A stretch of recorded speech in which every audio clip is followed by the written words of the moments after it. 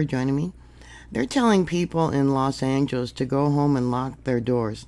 I've talked about in the past, I think about a week ago, how different cities don't have enough police officers to protect U.S. citizens in a time of crisis.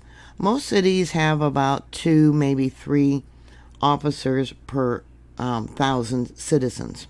It's gotten so bad there in Los Angeles that they're not able to respond to emergency calls because they're trying to open up the freeways, protect the Capitol there in Los Angeles. Gavin Newsom is asking the president to release the National Guard control back to him after he nationalized the Guard and is deploying over 2,000 troops to the Los Angeles area to face off against what looks like to be thousands of protesters. I heard there's protests also going on in Minnesota. Recently, New York City. What next? Chicago? Yeah, stacks of bricks, pallets of bricks mysteriously showed up, and they've been throwing these bricks at police officers and their cars. Several police officers have been injured. Luckily no one's been killed that I heard about. But I've talked about this, how during a time of crisis, there is not enough police to come to your aid. And this is definitely a demonstration of what's going on in LA. When they're telling people to put out the word to stay home and lock your doors and do not travel. So from what I can gather, the first round of protests kicked off there in Los Angeles on Friday after ICE went in and arrested at least 44 people. The raids occurred at Home Depot stores. That was a location where street vendors and day laborers were picked up, as well as at a garment factory and a warehouse.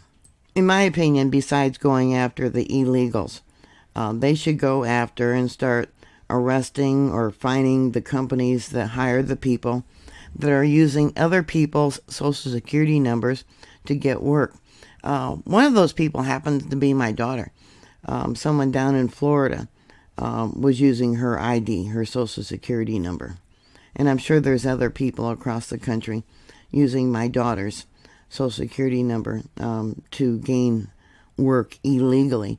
And they don't care what kind of hardships it put on you, how it impacts your credit history that you work hard to establish. They don't care.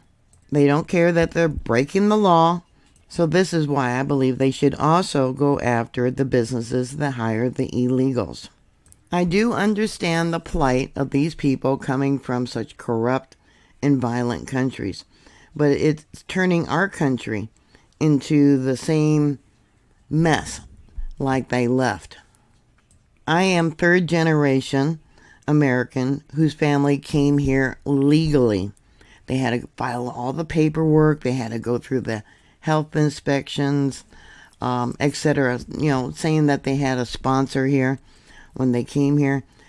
We came here legally. Yeah, it was a long and expensive process. But people want things to happen right now. So I know in my heart there in Los Angeles, it's going to turn violent. There's going to be loss of property. There's going to be people injured. Already people have been injured. Why don't they do this in their own country? Stand up against the cartel. Stand up against the corrupt governments. They need to organize there in their country instead of bringing the mess to mine. Don't give me the bull that they are taking jobs that Americans don't want, because I have taken those jobs.